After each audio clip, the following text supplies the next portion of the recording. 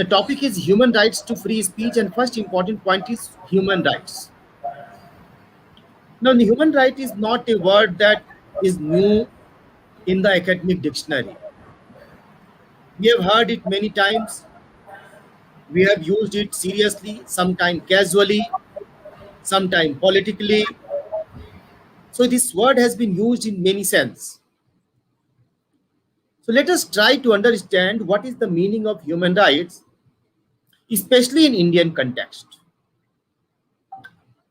So we all know there is a declaration of Universal Declaration of Human Rights, but that does not give you any exact definition of human right. Madam, am I online? I think there is some. Should I continue?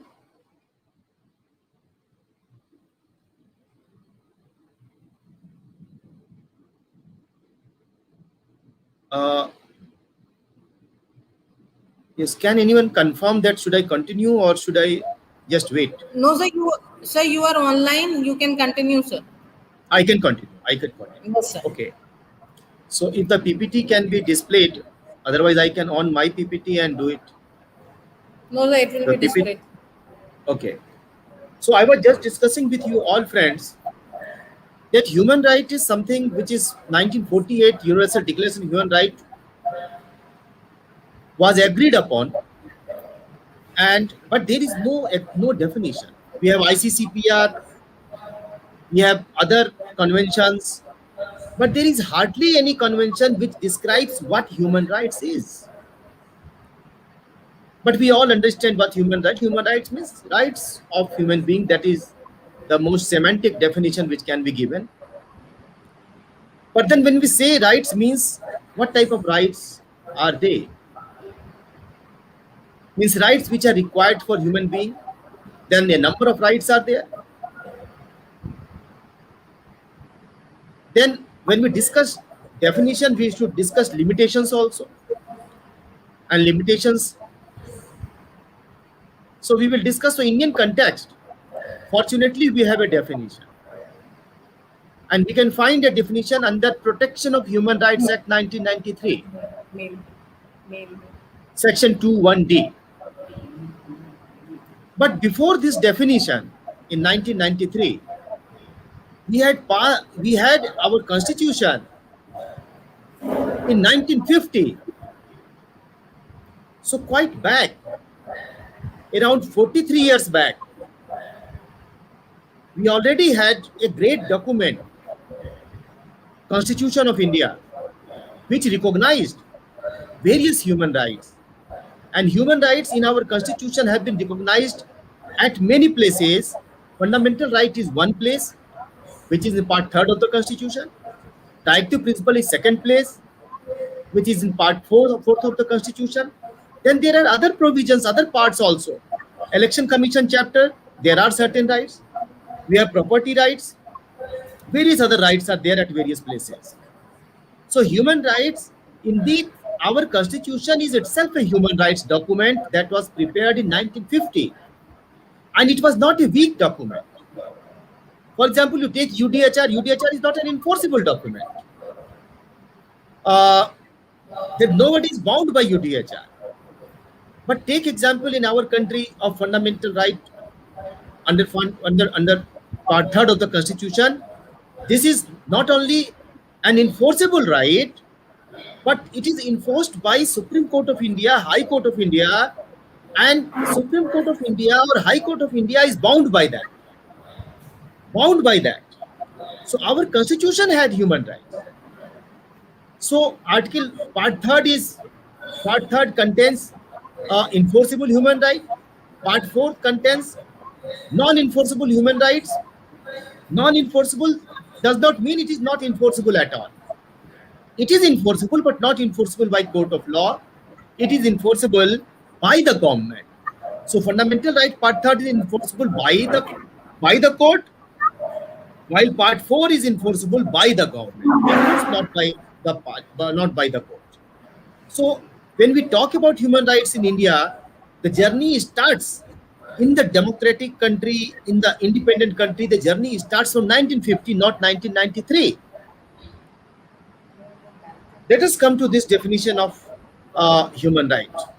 Now, what is this definition? This definition is that rights are what are rights? The rights relating to life, liberty, equality, and dignity of the individual guaranteed by the Constitution or embodied in the international covenants enforceable by courts in India. So, let us analyze it. Rights means what type of rights? Rights relating to life, liberty, equality, and dignity. Four types of rights: rights regarding life, rights regarding liberty, rights regarding equality, and rights regarding dignity. But does it mean that human right in India is limited to only four rights? No, not at all. There are two reasons for it.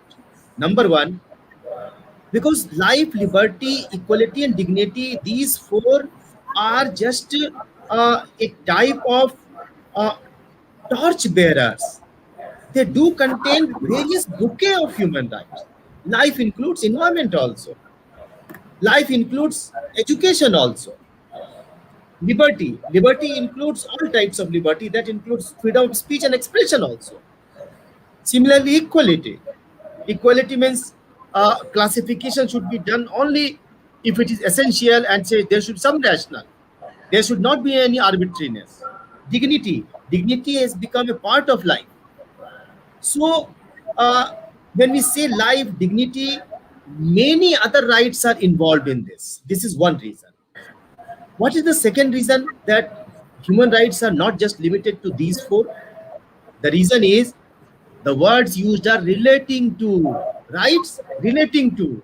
It does not say the right to life, liberty, equality, and dignity. It says rights relating to. Relating is a broad term. Anything that is relating to life, anything that is relating to liberty, anything that is related to equality, anything that is related to dignity is a human right. It's a human right in India. But then comes some limitations. What are the limitations? These must be guaranteed by the Constitution. So all rights are not human rights. Only those rights which are guaranteed by the Constitution of India. What are the rights guaranteed by the Constitution of India? Fundamental rights. Part third of the Constitution of India is guaranteed, and other rights are rights, but they are not guaranteed rights. No guarantee has been given by the Constitution regarding enforcement. Of course, government or the state is bound to do it, bound to follow rights given under directive principles. But only those rights which are guaranteed by the Constitution, they are part of human rights in India. So, in other words, if they are not guaranteed by the Constitution, unfortunately, they are not human rights for the purpose of India, because the definition itself is guaranteed by the Constitution. Secondly, embodied in the international covenants and enforceable by courts in India. So, in the international covenants, ICCPR, Economic and Political Rights Covenant, these covenants, all rights which are included in these covenants and enforceable by courts in India, not only included in these covenants. There are a number of convention covenants. There are two types. One which has been signed by India, others which have not been signed by India. One, for example, Torture Convention, which is signed by India but not ratified by India. So, Refugee Convention, neither signed nor ratified by India. So, there are various international covenants. Uh, so, whether these covenants, rights under these covenants are enforceable by courts in India, and how the courts make it enforceable if there are laws made. For example, take example of Sexual Harassment Act. There is CETO. Now we have made a law also. So sexual harassment rights are enforceable by courts in India. There are many other rights. Uh, so there are two types of rights. Either they are guaranteed by the Constitution, or they are international covenant and enforceable by the courts in India. They are human rights. Rest of the things may be said to be human rights in international sense, but they are not human rights for the purpose of India under Protection of Human Rights Act. Next slide, please.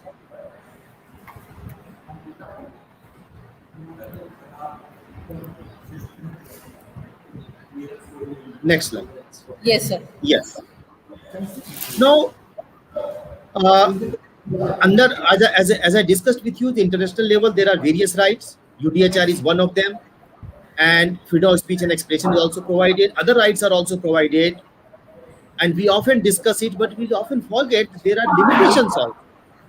And rights are rights are rights are equally important, and gender limitations are equally persuasive.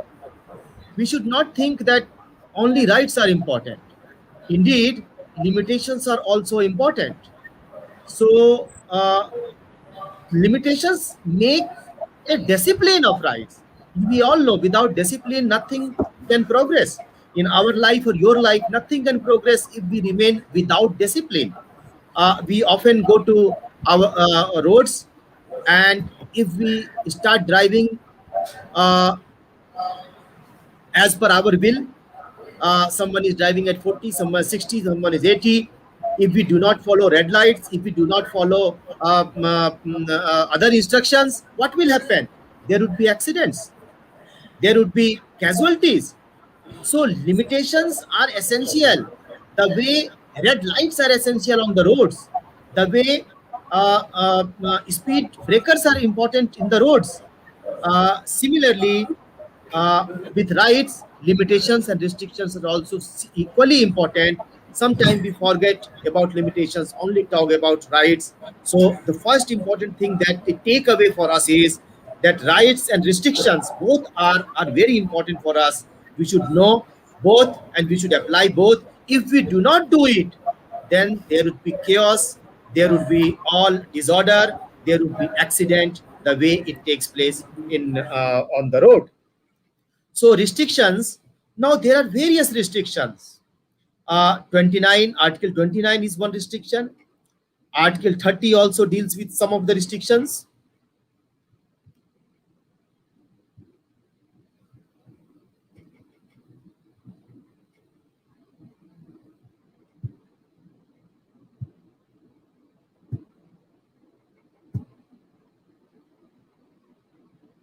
So some of the restrictions on freedom of speech and expression that we are discussing, these restrictions are there in the international documents also, that we probably do not try to read into. Take example of ICCPR, which is available in the next slide. ICCPR. Special limitations are there on the grounds of national security. Uh, for example, Article 1 says all people have a right to self-determination. And by virtue of that right, they freely determine their political status, freely pursue their economic, social, and cultural development. When we talk about right of self-determination, this is a type of free speech. We express ourselves. We express ourselves. This is a right of self-determination. That does not mean right to secession. Right to self-determination does not mean right to disintegrate. Huh? Right of self-determination means we can determine our political right through elections, through electoral process, through participation in the electoral process. And that we do in India for last maybe so many years, last maybe so many decades we are doing it. And elections are by and large free and fair. And the indication is that in 1975, 1977, you see Janata Party won with a large majority. In 3 years, Indira Gandhi came back. Then in 1984, of course, we have lost a prime minister and there was a wave. Congress party again won. But later on, 1989, they lose and VP Singh came. Then we again find that in 1997, a new government came in. Then in 2004 or 5, we found again Congress party came in. It ruled for 10 years, and then now new government in the form of NDA or BJP is here.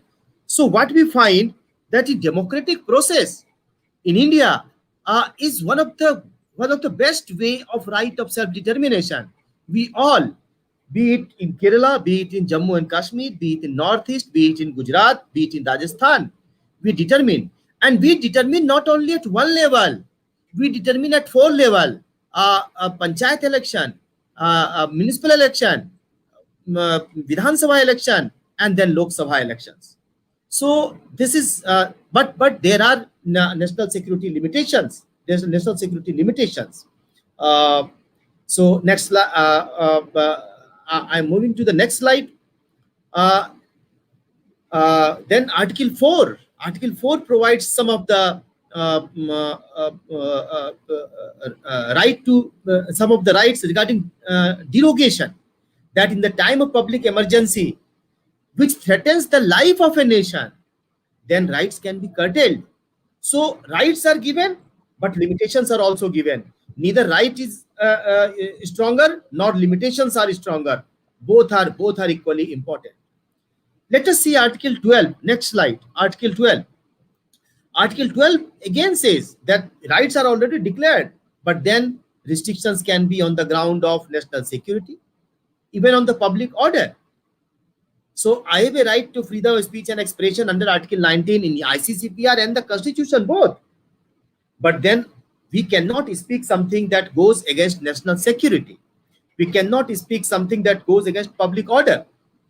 We cannot speak something that goes against public health. These days, it is COVID time. We cannot say that we cannot pass rumors about COVID. We cannot pass rumors about vaccination. Then against morals also. Morality also. We cannot speak something which is completely immoral. So freedom of speech and expression is there, but this right is under restriction. Then freedom of others. We cannot do something, speak something, do something that infringes freedoms of others. So these rights are with restrictions. We have rights and we have restrictions. Take example of next slide. Take example of ICCPR Article 19. It says very clearly, everyone shall have right to hold opinion without interference. Article 19 says, ICCPR, everyone shall have right to hold opinion without interference. So we have, everyone means be it a foreigner, be it an Indian citizen. ICCPR gives this right to everyone, right to hold opinion. I can have any opinion which is something that you may not like, opinion that maybe my one religious leaders may not like, opinion that maybe political party may not like, opinion that maybe my family members sometimes may not like.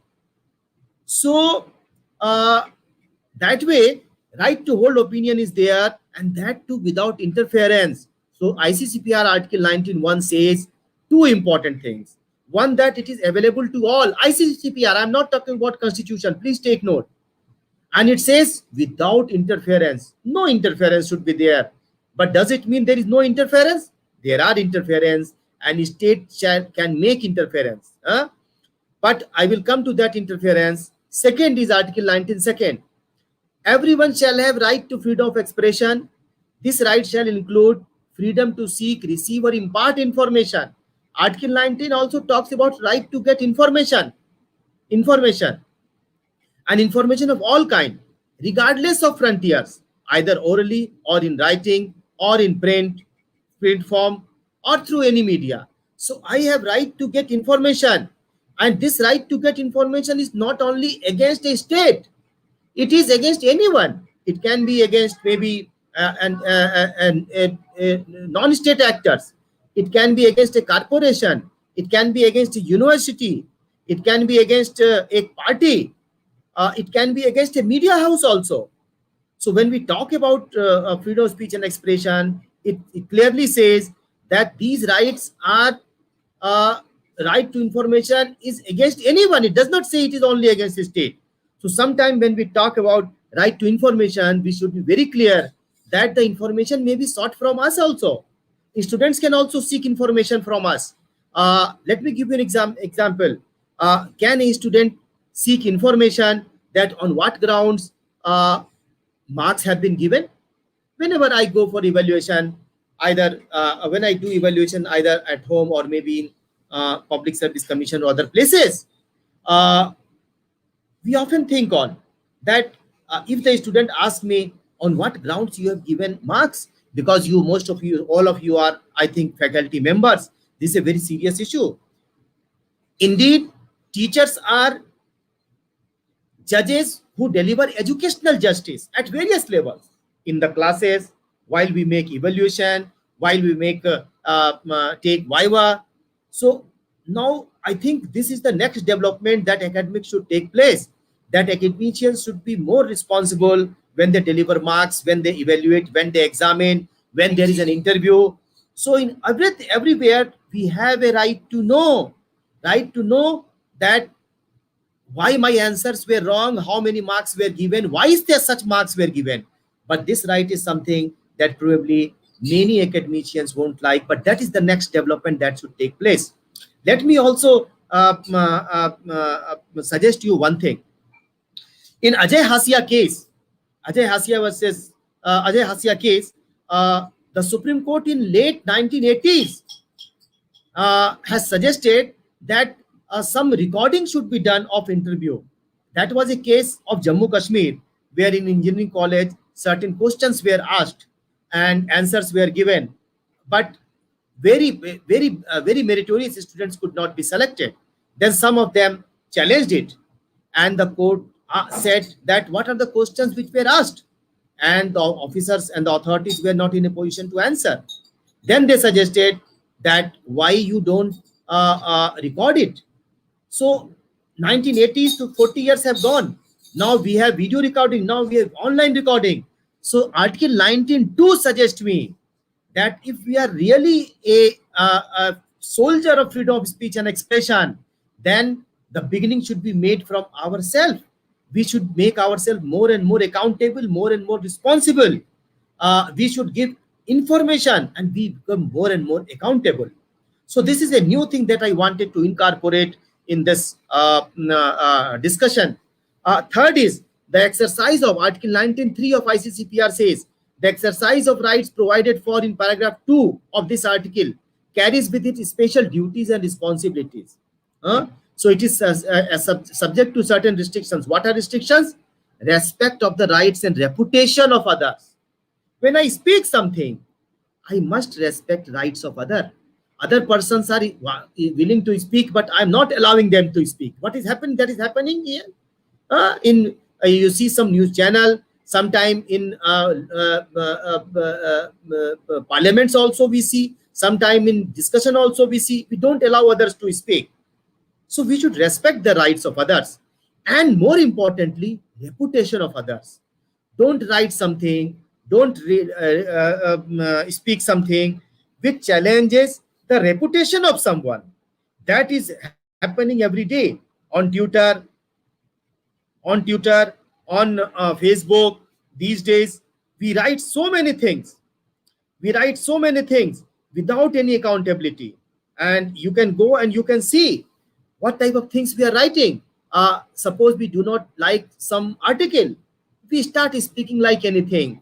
If sometimes we say, immediately declare them कि कोई गद्दार है, that they are traitor. Sometimes we say they are deshdrohi, or sometimes they say they are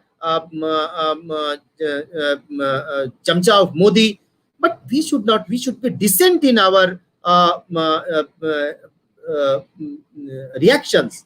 So if we are not decent in our reactions, we in the name of free speech, we challenge the reputation of others. Then in that case, telling someone the political bhakt. So if we say like this, then I think that is against the reputation of that person. For next limitation is, which is available in the Article 19(b), national security. We cannot speak something against national security. Freedom of speech and expression does not give you something to speak on national security, which goes against national security. Of course, if you are writing something on national security, so that national security is improved, that is always welcome, that is always permissible. But you cannot just say anything about national security which goes against national integration. Uh, so, so if the boundary is crossed, there are laws that comes in picture. Similarly, public order. We cannot say something that disturbs public order. We cannot say something that disturbs public health and morals. That I have already discussed with you. I come to the next slide, Article 20. And you can see any advocacy. So, any advocacy of national, racial, or religious hatred that constitutes incitement to discrimination, hostility, or violence must be prohibited by law. Article 20 of ICCPR says that there is a law that should prohibit it. So you cannot make advocacy based on national hatred, religious hatred, racial hatred. So that type of advocacy should not be there. And if we are doing it, that is against violation of Article 20. So I'm then moving to the next slide. Article 22 talks about freedom of association, which is another form of freedom of speech and expression. Freedom of speech and expression.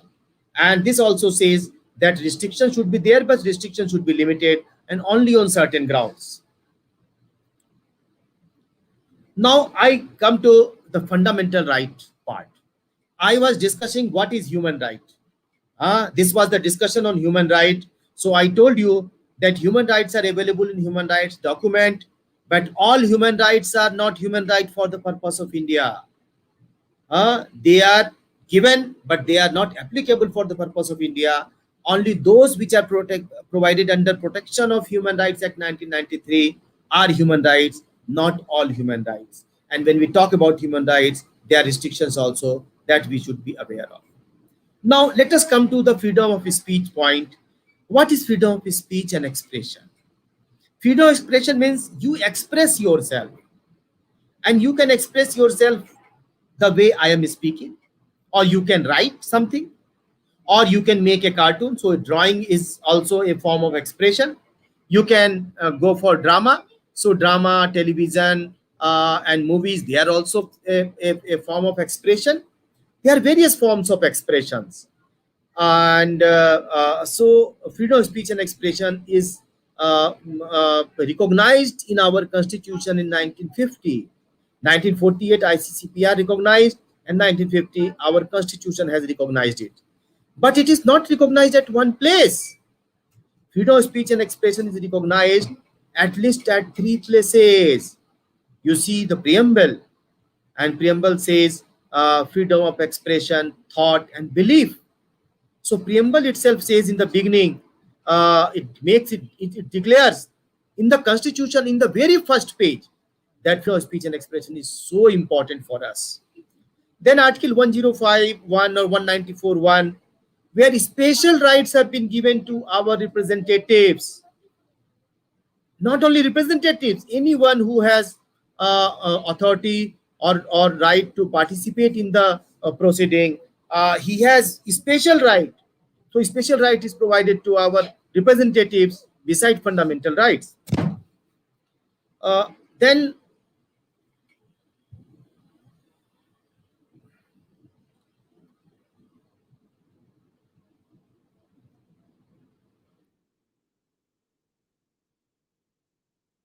but and then Article 19.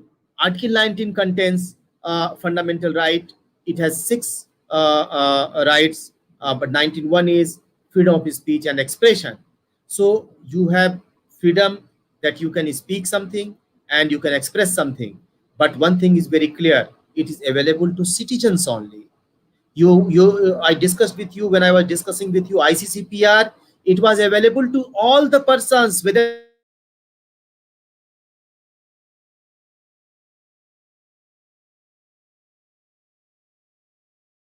foreigners.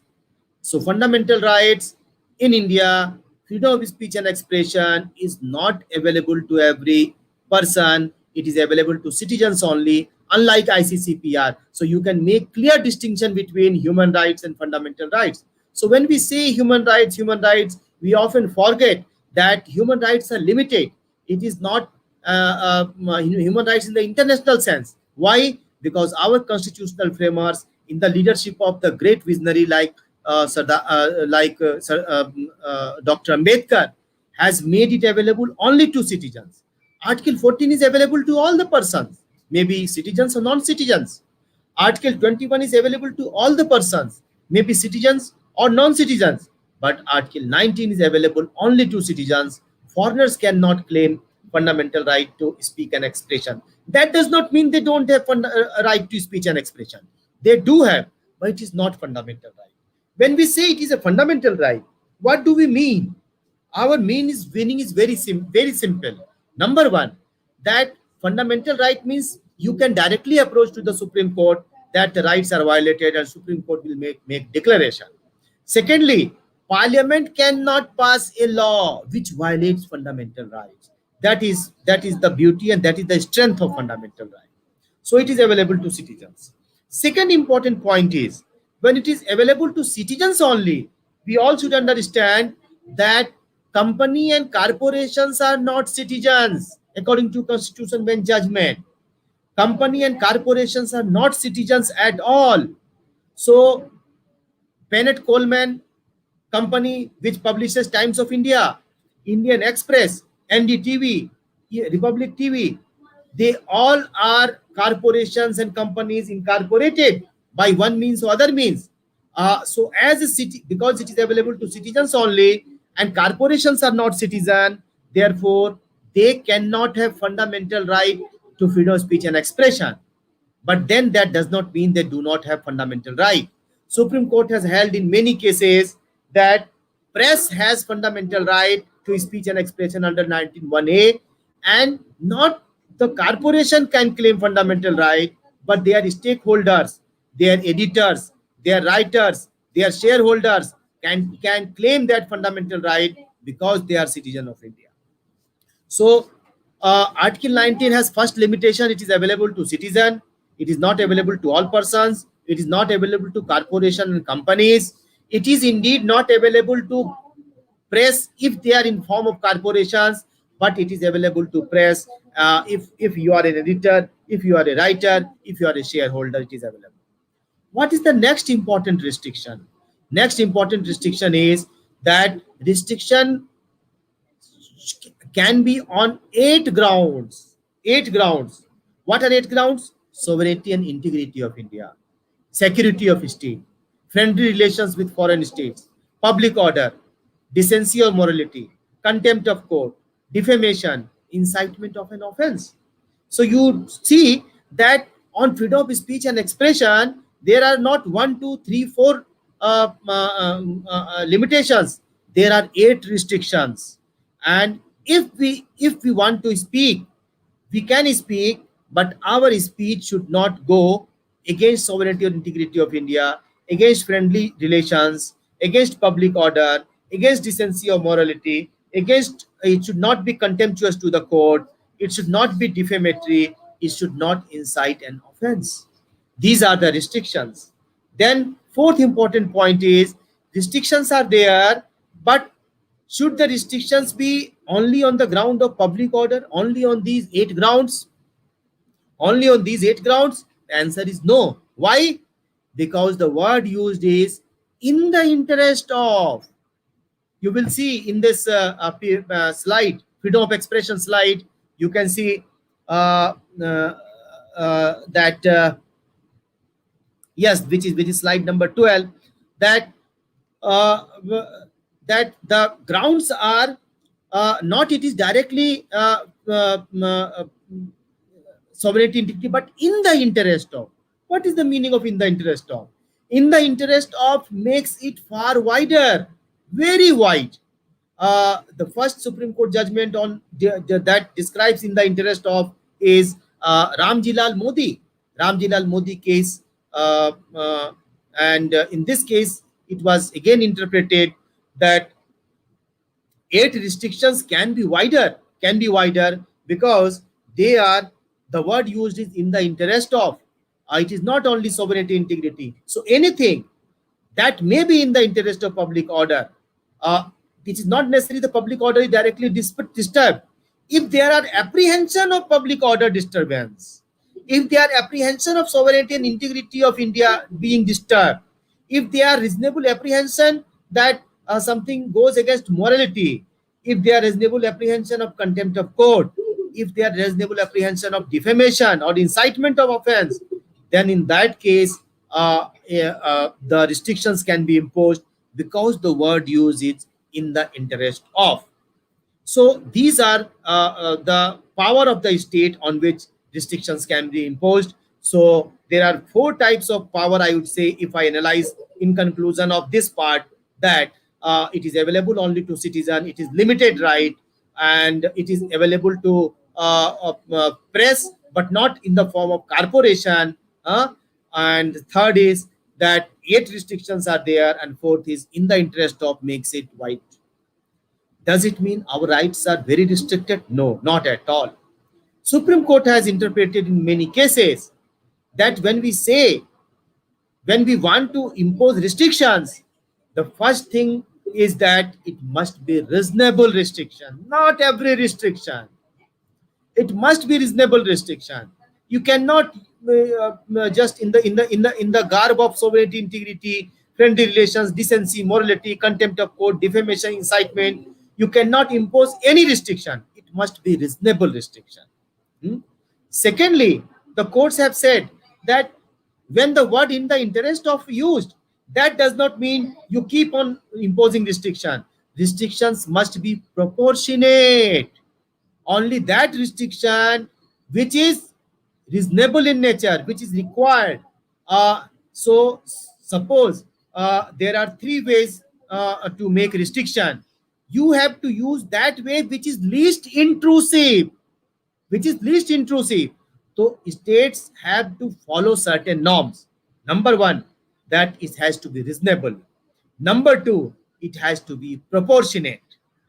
Number 3, it is not something that you should be very delicate. You are very delicate and suddenly you think that no, it is violative of. No, that is not like that.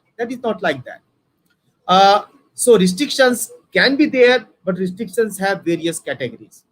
I'm moving to the next slide, but I'm skipping this because I've already done with.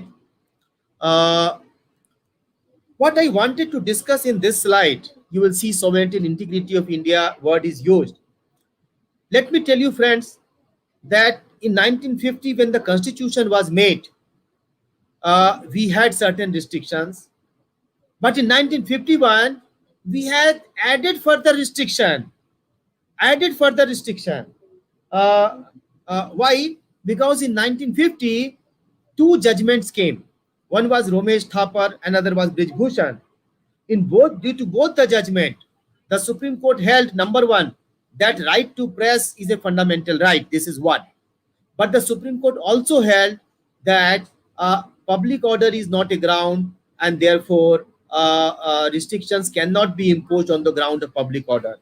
I am going back to slide to show you that public order is a ground here in current constitution, but in the original constitution, public order was not a ground.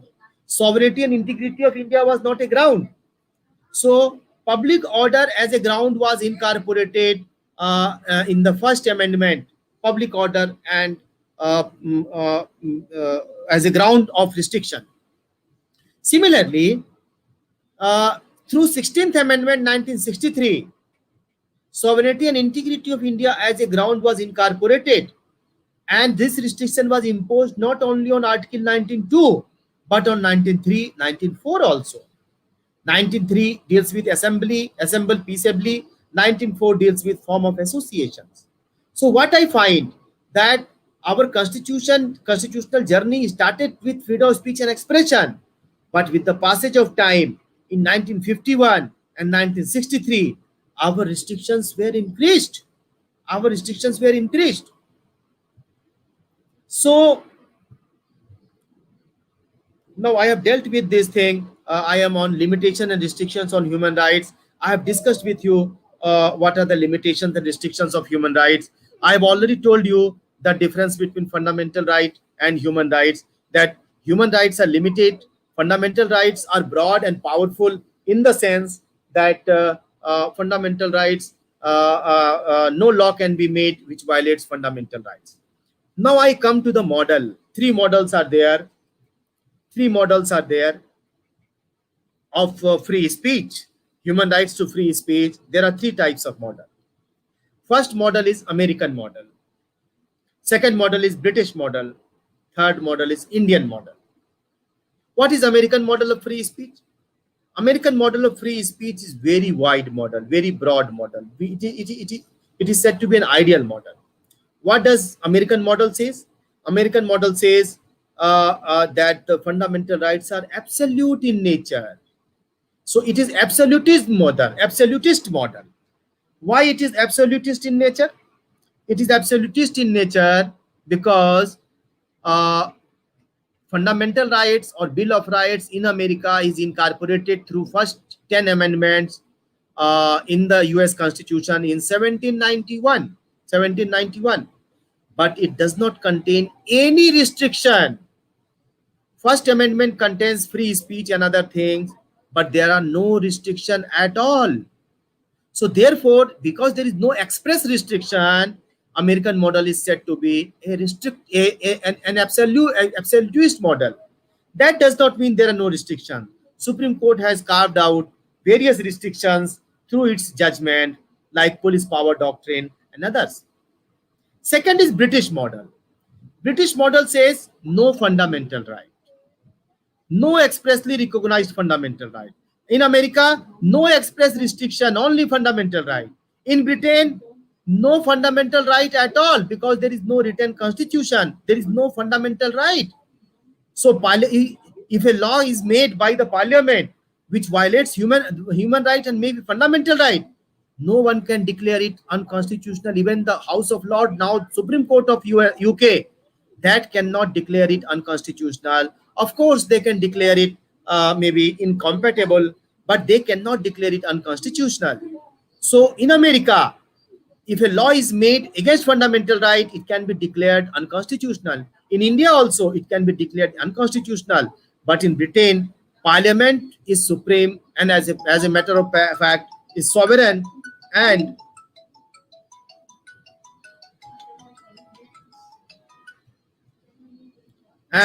cannot be a fundamental right cannot be declared in Britain as a law cannot be declared as unconstitutional because there is no fundamental right.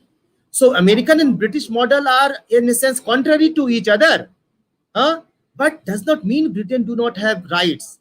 Britain has no written constitution does not mean Britain has no constitution. They have unwritten constitution. America has unwritten restrictions and very powerful restrictions. Britain has unwritten restrictions and they are very, very powerful. Powerful rights are there, but they are not in the nature of fundamental rights. Now we come to India. Indian model is a hybrid model. Why? Because Indian model has fundamental rights written. Fundamental rights are written like America, but restrictions are also written, and Parliament can incorporate restrictions through the Constitution. So like UK, where Parliament, there is no fundamental right and Parliament is sovereign, in our country, Parliament is not sovereign. Parliament is bound by the Constitution. So Parliament, if makes a law, it has to make a law as per the dictate of the Constitution. It cannot surpass the constitutional law. So therefore, our model is a hybrid model. It is a RWR, right with restriction model. American model is a rights model. British model is a restrictive model. Indian model is a rights with restriction model. So that we need to understand. So friends, now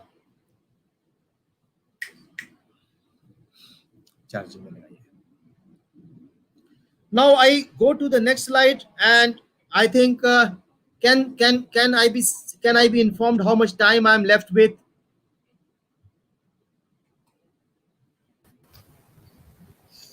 Sir, we have enough time. You can complete your.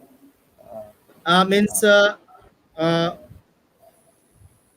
Sir, we have almost 20 minutes. We can 20 minutes complete. more. Yes. 20 minutes. Yes. Okay, okay. Yes. ठीक है, ठीक है, ठीक है. So now we, yes, this slide is good. Yes. So I will just finish in 10 minutes and 10 minutes for discussion. So can you just move to the previous slide? I'm not going to cover all slides because of lack of time, but I will discuss. Yes.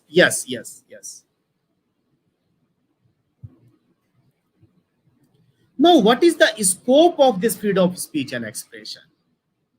Now, this is very important. Sometimes we say that, can I speak against police? Can I speak against the prime minister? Can I speak against the chief minister? Can I speak against the president of India? Can I speak against the Supreme Court? Can I speak against religion? Can I speak against spiritual gurus?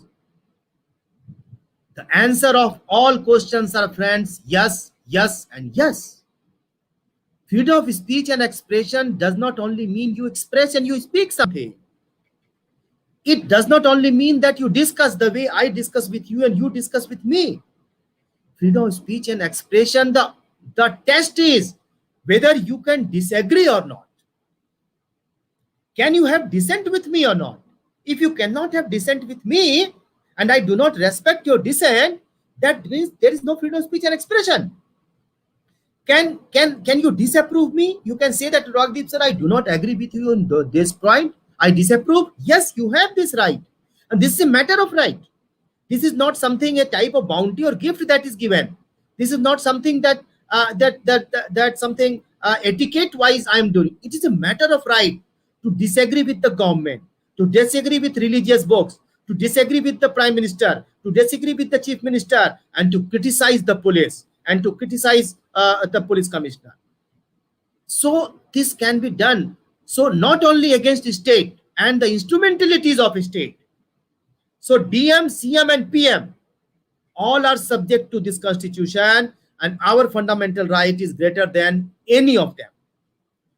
So can I criticize an individual? Yes, I can criticize an individual. I may not like, some of you may not like me, and you can say, no, Anurag sir, I do not like your presentation. It was a very poor presentation because of following reasons. Can I criticize a community? Yes, I can.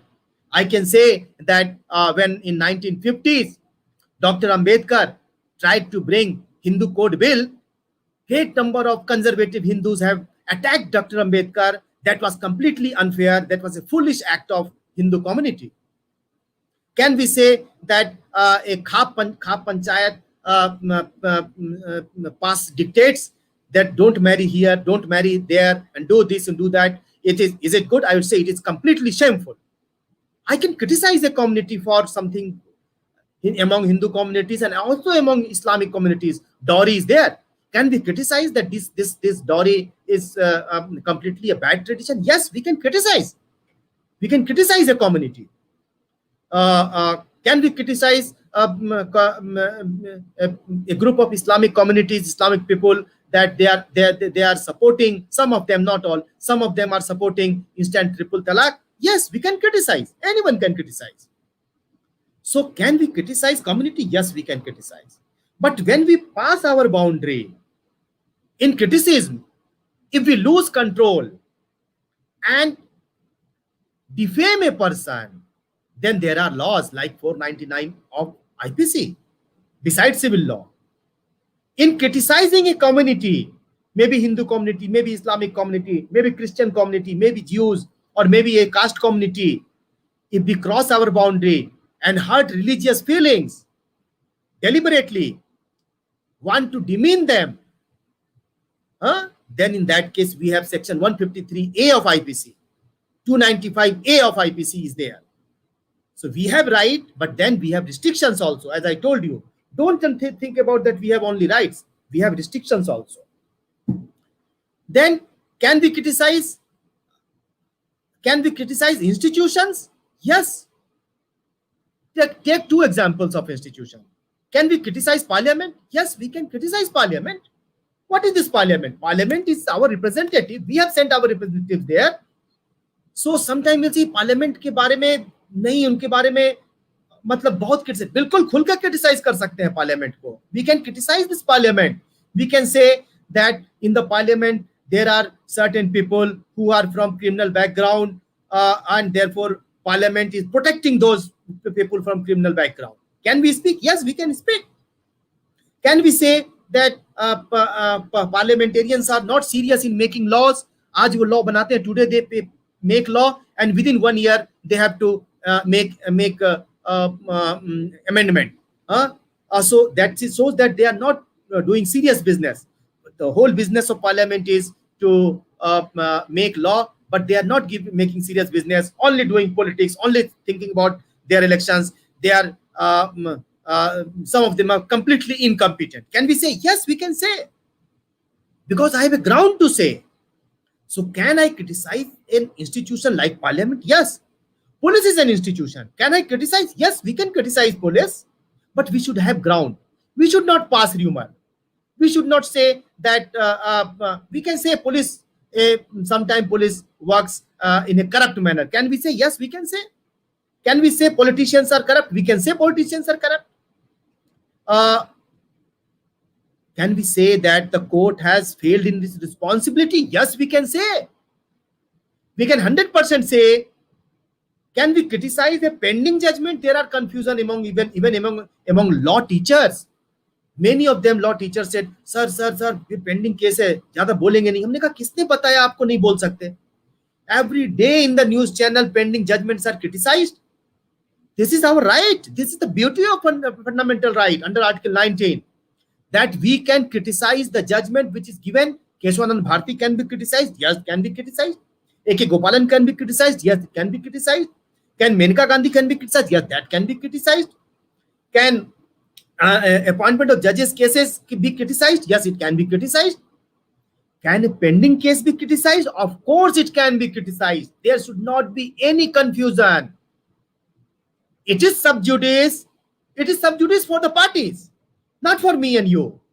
It is indeed it is the business of academicians, because you all are academicians. It is our duty to criticize institution. It is our duty to criticize Supreme Court. It is our duty, because that we are the pillars of checks and balances. Supreme Court judges and judgments, they have no checks and balances. Unlike Parliament, which is responsible to the Lok Sabha, and then every 5 years they have to go for elections, the Supreme Court judges are not responsible that way. So how to make them responsible? We make them responsible by criticizing their judgment, that we don't agree on this judgment, we agree on this judgment. Your this judgment is right and your this judgment is wrong, but give certain grounds. So we can criticize the court. We can criticize the functioning of the court also. But take care, when we criticize the functioning of the court, we cannot find motives in the court.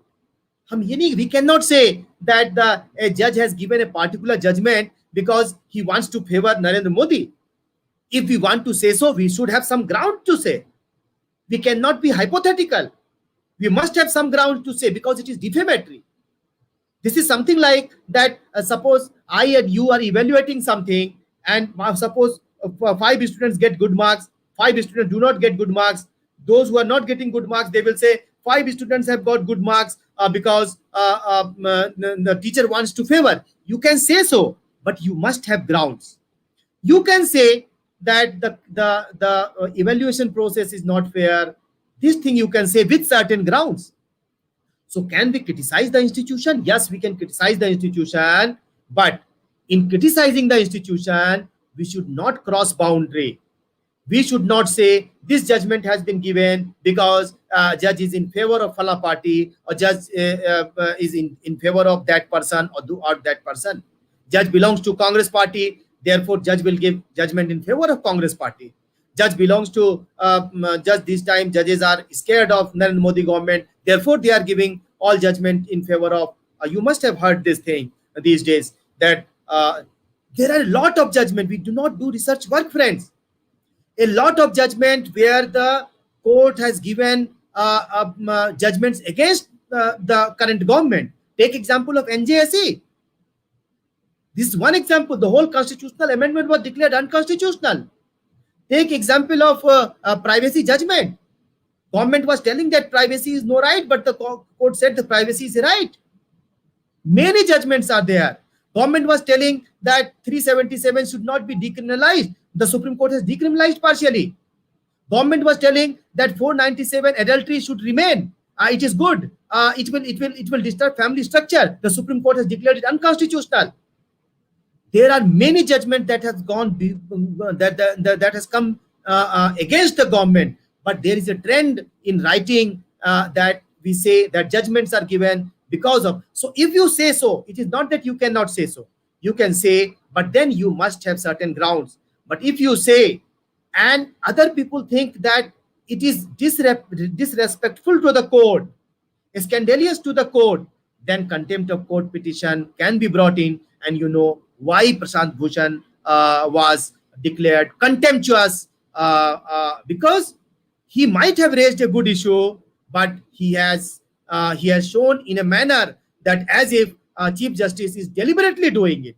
And factually wrong statement was given in the Prashant Bhushan case also, that Supreme Court was not working. Supreme Court was working. So last is, can we criticize state or not?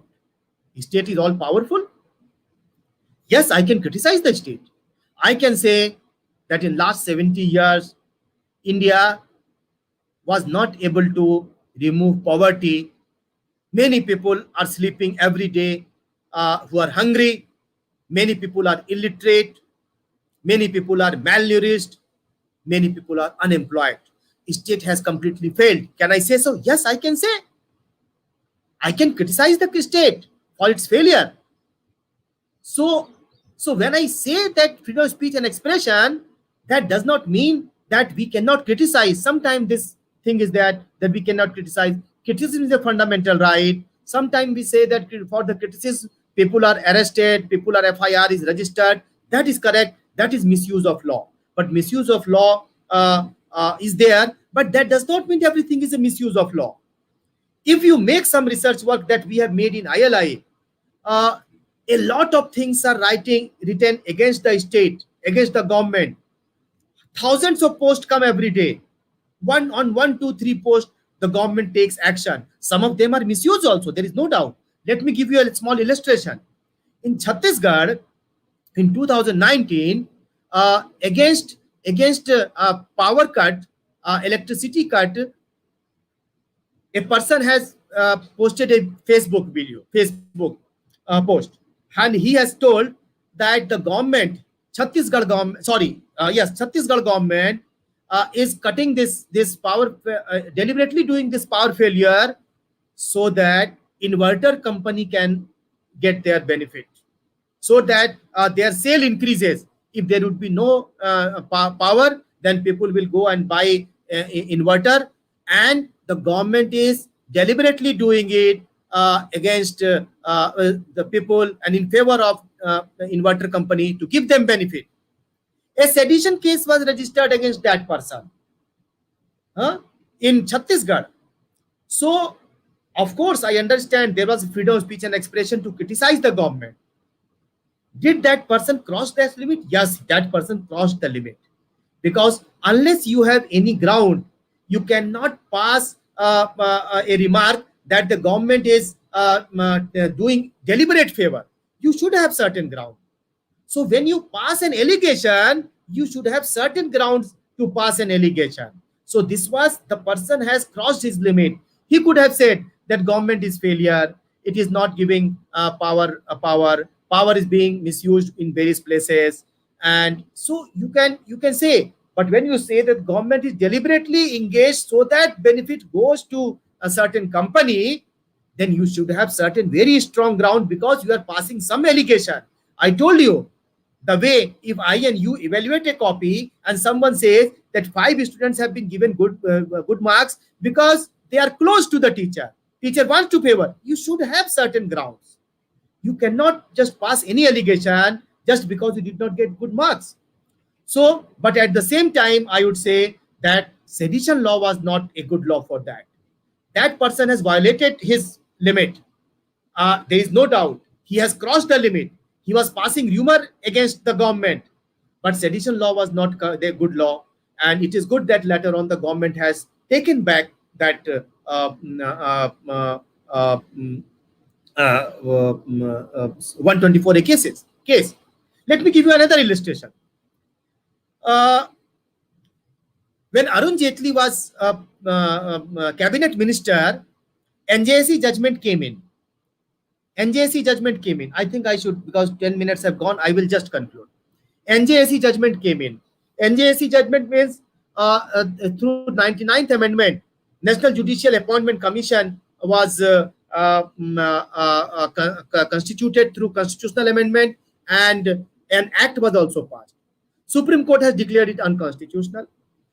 Arun Jaitley has criticized the judgment on his Facebook post. It was criticism of the judgment, and judgment can be criticized. But what happened? A judicial officer in UP, he has registered a suo motu case under sedition law. See how ignorant some of the judicial officers are. It is not only state, it is not only police officer, but even judicial officers, not all. Some judicial officers are not aware of. And ultimately the case went to High Court, and High Court said it is a type of criticism. Anyone can criticize a judgment. And he has only said that the judgment is wrong, and judges stay in ivory towers. They are not aware of ground realities. They think that only they can select right people. Government can also select right people. So freedom of speech and expression is there. And if there is no right to dissent, there is no right to disagreement, there is no right to disapprove, there is no right to criticize, democracy is weak and democracy is weaker. And no democracy can exist without that. Now the scope of this fundamental right goes not only to speaking criticism. Sometimes shocking, disturbing, and offensive statement can also be given. Sometimes, let me tell you, friends, even a false statement can also be given, which is protected. Let me give you a small example. Someone says a completely false statement that now 2 days are holiday. Monday and Tuesday are holiday. And he has passed this information in various WhatsApp groups. And he also said that government of India has declared 2-day holiday. What will you do? Nothing can be done. Nothing can be done if he is passing wrong information. So it is not that for this purpose sedition case can be registered. It is not that for this purpose 153A, 153B, 295A, these type of provisions can be registered. These are false information, and false informations needed to be ignored. Freedom of speech and expression to some extent also protect these type of things. You cannot criminalize. Of course, some civil action may be taken, but for these type of statements, sometimes the false statement is also protected. So I will just conclude with 3-4 cases, important cases. If you go to the next slide,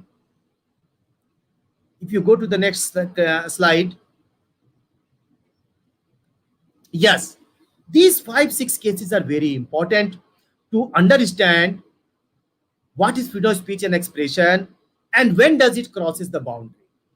So I have already told you there are 8 restrictions, and 8 restrictions are broad restrictions in the interest of should be there.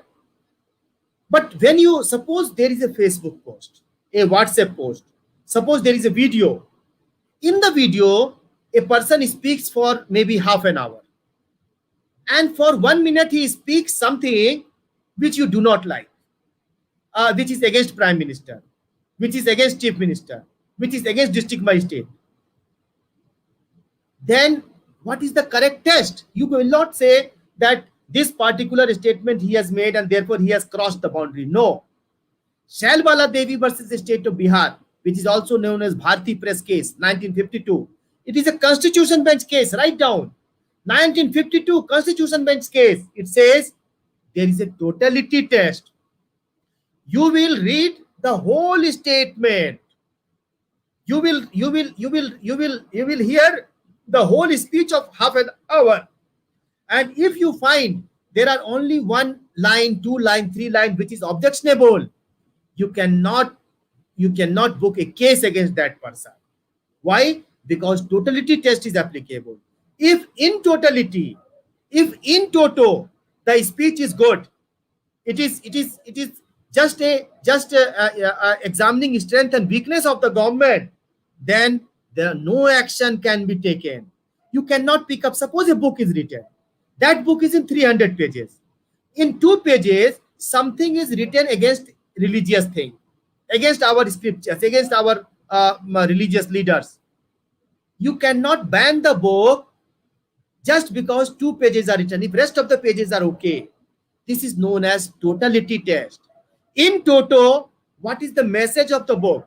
In toto, what is the message of the speech? In totality, what is the message of the post, Facebook post, or maybe an article?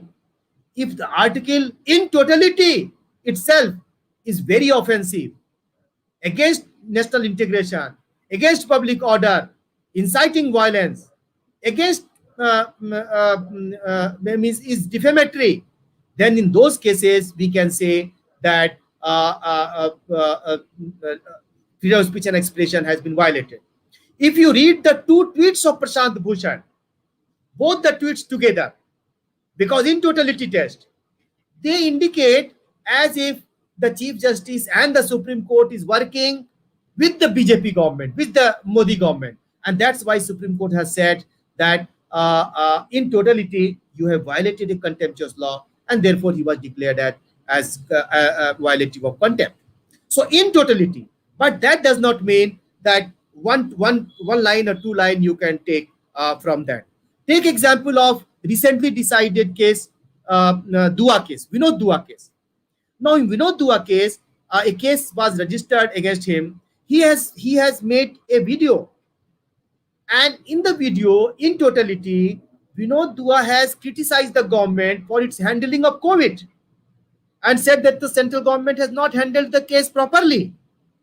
Supreme Court has said that there may be certain 1-2 sentences which may be not good, which may not be appropriate, but all the video there is nothing objectionable.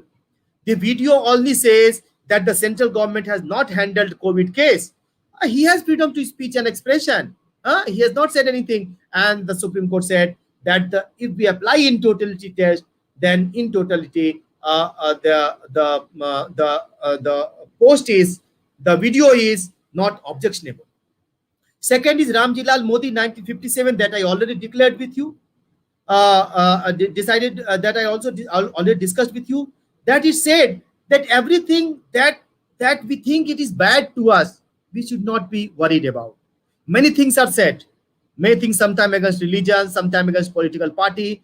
We should not be sensitive enough. No, only aggravated form of departure should be considered as criminal. Otherwise, a person, sometimes he can speak something which I may not like, or you may not like, but we have to tolerate. Freedom of speech and expression means we have to tolerate.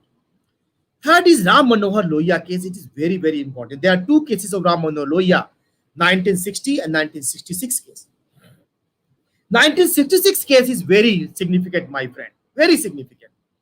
In 1966 case, the Supreme Court Ram Manohar Lohia Constitution Bench case says that there are 3 types of things. One is law and order. Second is public order. And third is security of state. So if something is if a person speaks something which is only which only challenges law and order, that is not a ground under Article 19. Unless a thing goes against public order or in the interest of public order, then freedom of speech and expression can be curtailed. So that way, If you want to curtail freedom of speech and expression on the ground of public order, you should have greater evidence. If you want to curtail freedom of speech and expression on the ground of security of state, better evidences are required. If you want to curtail freedom of speech and expression on the ground of national security, sovereignty, more and more stronger evidences are required. For law and order, almost for the purpose of law and order, generally you cannot restrict. For public order, you can restrict, but more good evidences are required. For security of state, better evidences are required. For national security matters, best evidence is required if you want to curtail freedom of speech and expression. Then is the next case is 1962 Kedarnath Singh case. Kedarnath Singh case is on the constitutional validity of section 124A sedition. So the court has declared that sedition law is constitutional. This has become very important these days because not only new cases are coming on sedition law. You know, again in Chhattisgarh, a police DGP has been charged under sedition law. Similarly, section 124A constitutional validity is again challenged in the Supreme Court, and Supreme Court has accepted it. This constitutional validity case was decided in 1962 by a constitution bench, and constitution bench said that sedition section 124 is unconstitutional unless there is a tendency of violence or disorder. So if I say something which is grossly offensive, which is very bad, but there is no tendency of violence and disorder, other laws can come in picture. Sedition law cannot come in picture. That is known as consequence test. So Shailbala Devi, totality test. Ram Jilal Modi, aggravated form test. Ram Manohar Lohia, again, 3-circle test. Kedarnath Singh, consequence test. Balwant Singh case 1995. Balwant Singh case is on influence test. It says that if you speak something, and then in that case we have to see who is the speaker, whether he commands some influence or not. If the person who is speaking commands some influence over people, then only criminal law comes in picture. So what happened in this case, Balwant Singh case, after Indira Gandhi killing, 2 persons in Punjab, they came out, they were sick, and they were clerical staff, and they expressed their happiness on the killing of Indira Gandhi, and they said Raj Karega Khalsa, and they spoke something against India, and sedition case was registered against them. Then Supreme Court said that who are these people? They are simple clerical staff, and clerical staff has raised some slogans, and there was no influence of those slogans. If there are some influence of those slogans, then such type of slogans can come under criminal law. So if you are making some slogans and you influence students, you influence teachers, you influence community, then in that case the influence test comes in picture. Take example again, I go back to Prashant Bhushan case. Prashant Bhushan is a very seasoned, very reputed lawyer of the Supreme Court. He himself knows law. He has he has thousands of followers. Many people rely on that. So he had great influence. So suppose same tweet has been written by a student, it will not amount to contempt. But the tweet is written by an influencer like Prashant Bhushan or someone who has some influence, that type of thing will violate freedom of speech and expression. That is influence test. Then in 2018 case, Mazdoor Kisan Shakti Sangathan, Union of India 2018, it is also known as Jantar Mantar case. What happened in this case? That the Delhi government has issued an order that there is a complete ban. There will not be any agitation, any protest in Jantar Mantar. You have to go at some place, maybe Ramlila Maidan or some other place.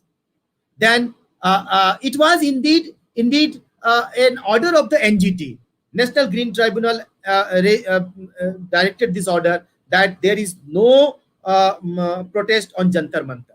Jantar Mantar is close to Parliament. Jantar Mantar is close to India Gate. Jantar Mantar is close to President House. Jantar Mantar is close to cabinet office.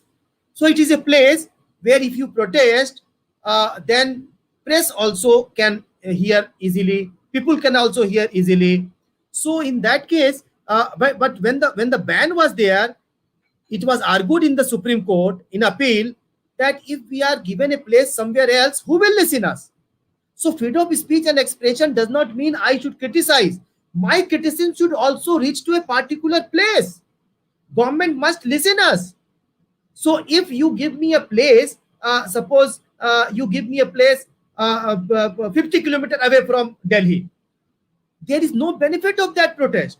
We will protest in a place where government and media, they can listen us. So Supreme Court agreed with that and said that no, there cannot be a complete ban. Of course, you can say that only 50 people can protest. Of course, you can say that the protest will be only for maybe 1 hour. That you can do. So this is a very good case. Last two case that I want to discuss with you is that Amit Sahni case. Amit Sahni is in Amit Sahni case, it was held that we have freedom of speech and expression. There is no doubt. There is no doubt we have freedom of speech and expression. Do we have right to protest? Yes, we have right to protest. But that does not mean we can protest at the public place for a longer period. We can do it for 1 day, 2 days, 3 days. But if we do it for a longer period, we violate the fundamental rights of others. It was the CA protest which was going on peacefully. Of course, it was going on peacefully, even if it is a peaceful protest. But if it is in a public place, because of that, many people are having trouble. People cannot go to hospital. People cannot go to job. People cannot go to school. People cannot go to other important places. That is again violative of human fundamental right and human right, and therefore your fundamental right cannot violate the fundamental right of others. So Amit Sahni case, Shaheen Bagh case, the court held that even if the protest is peaceful, even if there is no disorder, you cannot make a protest for a longer period in a public place. Amit Sahni case. So this is how we discuss all Supreme Court cases. There are High Court judgments have also come, but I am not discussing those judgments because of lack of time. Thank you very much again to the team of Integral University. They have provided me the second opportunity. I am grateful to them for this opportunity. I request others, all those learned participants, to interact and strengthen this deliberation of free speech. Thank you very much. Your questions are welcome. Thank you, sir. Very informative session and very well explained freedom of speech and expression. And it has generated enough curiosity amongst our participants. There are some questions from our participants, which I want to take on their behalf. Sir, may I?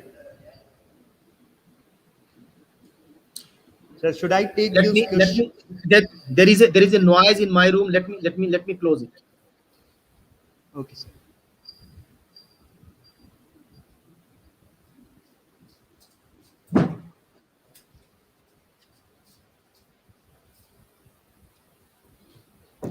Yes, please. So the first question is from Mr. Ahmad Aman. Whether international institution has any mechanism to deal with free speech and its restriction in relation to cyberspace in the global village? That's good. I don't think there is any enforceable mechanism except that the UN bodies, human rights committees, United Nations can criticize the approach of a particular government. That they do. State parties sometimes also criticize the approach of government. The approach can be justified or unjustified. That is a different matter. Let me give you a small illustration. India government has issued in 2021 IT rules, which is applicable to all service providers, social media platform. Now, uh, one UN expert has addressed that this is quite wide, so they can criticize it, and they have indirect. Of course, they have indirect because UN body has influence. There, if they say something, it gets headlines. People quote it. So, if they are really justified, then the government must consider it. If they are because of ignorance, we should also ignore it. So when the government, when these bodies criticize us, when these bodies say that this is violative of fundamental right, violative human right, the government must listen very carefully, and if they find there is some merit in this, then they should mend their ways. They should improve themselves. And if they find that it is because of ignorance, it is because of sometimes some because of some propaganda, is it, if it is because of some pressure, if it is because of some cheap popularity, then the government should only decline and ignore it. So I don't think there is any enforceable mechanism under international law to impose this human rights doctrine of free speech. Thank you. Sir, thank you. There's another question from our participant Sidra Khali. She wants to ask that how can poor countries with limited resources can maintain the same human rights standard as the rich countries? Excellent question. Excellent question. I think this is I think one of the best question, I would say, because in last maybe 3-4 months I presented as many as around 10 or 15 lectures. Uh, so when the Constituent Assembly debate was going on, there was a fundamental right committee. This committee was headed by subcommittee, fundamental rights subcommittee. This was headed by Sardar Patel. When he proposed fundamental rights were in two parts. One part contained current fundamental right. Other part contained directive principles.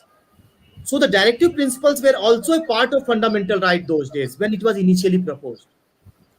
But the government found, and the not government, Constituent Assembly found that it is very, very difficult to enforce those rights. How can you enforce economic rights? How can you enforce right to work for everyone? How can you enforce right to food to everyone? How can you enforce right to education to everyone? So therefore, they have deliberately changed the whole scheme, and one group was passed as a fundamental right which was enforceable, and other group was passed as a directive principle. So this is a discussion and debate which is certainly very relevant for all of us, that it is sometimes very, very difficult for a poor country like India, and far more poor country like maybe Bangladesh, maybe Pakistan, maybe some other places, to enforce human rights. So there are two things that we should do. Number one, the developed countries have an additional responsibility. How did they get developed? How? They violated human rights, they violated environmental norms, and they get developed. They get developed. So it is a time to pay back. It is a time to pay back. So this is the principle that is in human rights jurisprudence under international law also, that the developed countries are consistently told for technology transfer, for environmental norms, for additional help to poor countries. Why? Because they have developed at the cost of environment, and developing countries cannot develop at the cost of environment because of norms have come in. So this is one that the developed countries should help. This is one. Secondly, developing countries can also do a lot of things. What are those things? There is a misfocused attention on so many things. We do not discuss on core issues of health, core issues of economic rights, core issues of labor laws. Uh, means Do you recall? Means let this house recall that because of COVID we have started discussing on health. Else, in last many years we have hardly discussed health the way we are discussing. When was the last time we have discussed the infrastructure of right to health of a poor person? Way back in means 80s, a permanent Katara judgment came in. But did we discuss right to health of a poor person? Did we discuss a Supreme Court judgment came in? But then okay. When was the last time there was a protest for right to health? We had a protest for right to speech, right to protest, and right to do this, right to do that, sometimes right to religion also. So we are too much focused on religion, free speech, and other things, but we are less focused on health issues, welfare of laborers, welfare of domestic servants. We do not discuss these things.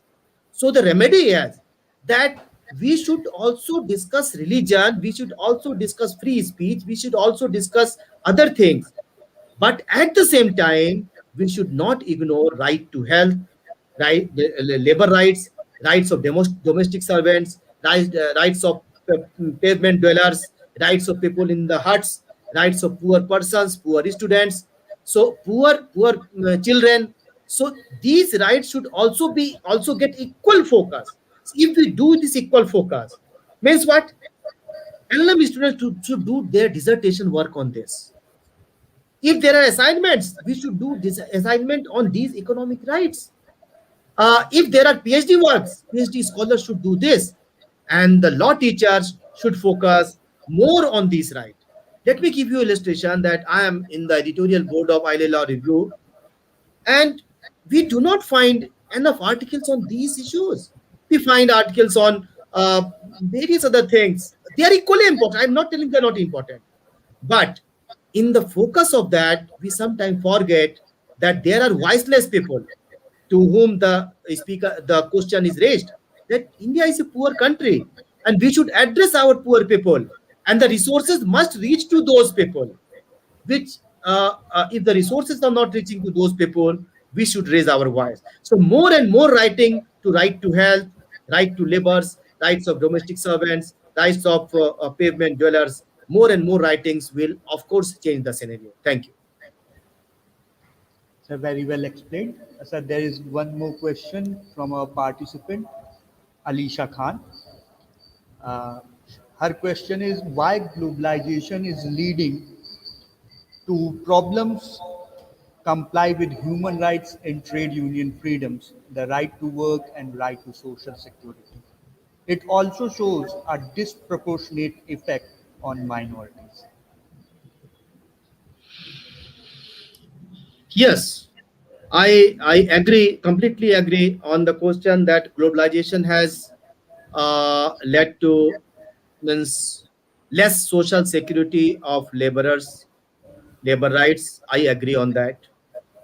Uh, Globalization and privatization is not an option; it is a compulsion.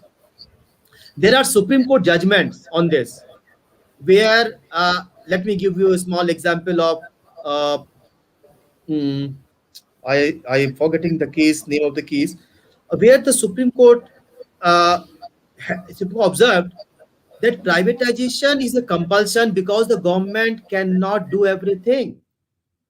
Can the government give education to all? No. Higher education, we are not able to give primary education to all. What to talk about higher education? So yes, name of the case is Manuji Pragji Bhai case. Uh, Islamic Institute case also is there. In these cases, the Supreme Court has held or observed, not held, observed that privatization is a type of compulsion. So we cannot say that government should not privatize. This is one thing. This is one thing that we should accept. The earlier we accept, it is better for all of us. This is one. Privatization was not only because there was a global scenario, but it was also because many times the government sectors have failed to deliver. they were more concerned to rights than their responsibilities. Take example of many government sector. Why we failed? 20 years back, 25 years back, it was not possible to take a cell phone, a mobile phone connection. It was only monopolized by BSNL, only monopolized by MTNL. They could not deliver well, Service was poor. So private sector came in, they invested, and now I think many of us are friends of and are fan of private sector. Uh, so it is correct that private globalization has led to privatization and labor rights have been compromised. But at the same time, there should be a soul searching also. A very small example I'm giving you to West Bengal. West Bengal was ruled by the communist government for 30 years. Then we should think of that. Okay, they are supposed to be those who have always talked about labor welfare. They were against capital. Labor was their core area. But what happens to West Bengal in 30 years? No good hospital facility, no good educational institute, no good industries. What is happening in? So that indicates that the reason is that we were more concerned to rights than to our responsibilities. We were more concerned to our payment than to the delivery. So if we are more concerned to our rights and then to delivery, certainly a time will come when the investment will be lower, and then privatization will come in. So the thing is that we have enough laws. There are laws to deal with private sector also. We have to just enforce it. We have Supreme Court judgments also, where directions have been made against the private sector also. We have only to enforce it. So as a student of law, we all are a student of law. We should know what law is, what are the Supreme Court directions, and we should only try to find, can those directions be enforced or not. Let me give you a small illustration. In one case, which dealt with asbestos. So laborers were working in asbestos factory, and they used to get some time of ailment, and because of that they could not work. So the Supreme Court has passed various directions that is applicable not only to government sector but also to private sector, that insurance arrangements should be made, that even if they leave the job, there should be medical benefit to them. Are these things being enforced? We are not doing research work on that. I told you in the previous question, our attention is little more less focused. We are not doing much on labor rights, much on these. Of course, we are doing on sometimes on monetary rights, but not on the educational rights of minorities, more on the political rights. So while we should carry on with political rights, we should equally focus on these economic rights of people. So if we focus on that, I think there can be some solution. Thank you. Thank you, sir. There are a number of other questions, but due to time constraint, I cannot take all the questions. But I would You can, yes. My request is you can take one or two more questions, because I don't have at least time constraint. I understand you have next session. I don't have time constraint. I will really be happy to answer all the questions, but you can take at least one more question. Sir, I will take one more question. This question is from our participant Amit Shukla. He asked that how to make a balance between emerging phases of fundamental rights and increasing restrictions over fundamental rights, which is one of the crucial factors of welfare.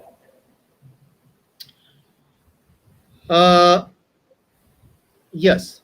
So I think when we talk about increasing restrictions, means restrictions are increased two ways. One, that on record restrictions are increasing. So fundamental rights have not been amended. There are no further restriction. 1963 onward, there was no restriction on fundamental right. Of course, fundamental duties were incorporated. That again is a part that again shows there are some restrictions. So in the constitution, no such restriction is there. No such restriction. Is that the restrictions have not increased after 1963. Second restriction is that through executive measures, some restrictions are there. So when the scope of right increases, take example, we only had newspaper, then the newspaper changed into news channels, and now news channels where maybe 1 hour, 2 hour, 6 hour news channel, only Doordarshan. Then we came to 24-hour news channel. After 24-hour news channel, now we have online media. There is no need to bank upon or rely on only news channels. There is no monopoly of news channels. There are small news channels, news websites have come, which are doing extremely well, extremely well. So our freedom of speech and expression, our scope and our expression has further increased due to social media. If you read Times of India, 20 years back, you had to write to Times of India that you agree on this view or don't agree on this view. But today, Times of India, you can immediately write your comment and that will be displayed immediately. So your expression gets a platform immediately. So NDTV has a show. They also give it in a website. And you can immediately say you agree or disagree. You can give your views. So in a sense, our freedom of speech and expression had got new platform. We are no more, that is no more the monopoly of big business groups. We can also express ourselves there immediately. And we also comment there. Live law comes, bar and bench comes. So you can express your views immediately. So that is one thing. So our rights have increased. But at the same time, rights have become some of the people do not know the difference between responsible speech and irresponsible speech. And irresponsible speech is sometimes protected if you speak something, but that does not harm anyone. But when you go for destructive speech, when you go for subversive speech, when you go for defamatory speech, then some action has to be taken. And therefore, executives take action. Now, executive actions can be of two types. One that is justified, other which is not justified. And both are increasing. I have given you one example of Chhattisgarh, how a sedition case was registered. There could be other cases. In UP also, take example of Kafil Khan, where NSA was imposed. When he said something in a gathering in Aligarh Muslim University students, he might have said which may not be appropriate. There was other laws also, for example, 108 of CRPC, which did not need any arrest, but instead NSA was imposed on that. So if it is unjustified, every unjustified thing must be opposed like anything. It is our responsibility to oppose, be they from Congress party, be they from BJP, be they from Communist party, be they from any party or any ideology. Why? Because we are the soldiers of human rights. We are the protectors of Constitution. We are the gatekeepers of these fundamental rights. Not just Supreme Court is gatekeeper. We are also gatekeeper. How can we protest? We can protest through social media posts, through Facebook, through Twitter, through other places, telling that we do not agree on that. But one thing I would only say, that when we protest against the executive action in order to balance fundamental right, that is the main question. When we protest, we should be impartial and objective. We should not be selective, that we will only take particular type of we will only protest against particular type of criticism and leave other types of that. So we should not do it. So in order to balance between emerging fundamental rights and emerging restriction, Supreme Court has itself given a principle of proportionality. Executive should do it, but if executives cannot do it, it is the responsibility of the courts to do it. And if courts also fail, then it is the responsibility of academician to tell them that this is right and this is wrong. Thank you. Thank you, sir. And now I request Dr. Avinash Kumar to present vote of thanks to our resource person. Dr. Avinash Kumar, please. Thank you. Thank you, sir. So, good afternoon, one and all. As we come to the close of this session, I, Dr. Avinash Kumar, Assistant Professor, Christ University, Delhi NCR campus, first on my own behalf and on behalf of the entire fraternity of the Integral University, would like to express my pleasure to deliver this vote of thanks. In the beginning, I would like to thank the convener, Dr. Mirza Junaid Beg, sir, and the coordinator, Ms. Sipra Mishra, for organizing such a wonderful event. I wish also to record our sincere appreciation to Dr. Anuragdeep sir, Associate Professor, Indian Law Institute, for giving us time for his busy schedule. And sir, you discuss very well about the human rights. I have seen the definition and about the freedom of speech and expression from the preamble to the Article 19(1)(a) or and the other international covenants. But sir, I have seen you on the television also, and the last seminar or conference that was on sedition law, you were speaking on the sedition law. That time I have seen your inclination about the sedition law, but today I am very happy to see you in this context about the fundamental rights and the protection of the freedom of speech and expression. So that's a wonderful lecture, sir. And this type of, so thank you very much, sir. And this type of event cannot happen overnight. So the wheels started moving about a month back. It requires planning and bird's eye for details. I want to thank each one of you for your commitment, for your dedication, for your time, and the extraordinary work that you all are doing in indeed difficult circumstances. So thank you each one of you for sparing the time. Last but not the least, I also want to thank all the participants from the different universities and the different organizations, as your participation has made this program a successful event. To conclude, let me once again reiterate my gratitude to all. Thank you, everyone. Have a pleasant day. Thank you. Thank you, sir. Thank you, Abhishek, sir. Thank you, Anurag, sir. Thank you, Thank you. Avinash. Thank you, sir. Thank you, Anurag, sir. We will look forward for future association with you, and I hope that our association will grow stronger day by day. So nice of you, sir. Thank you, everyone. Thank you, sir.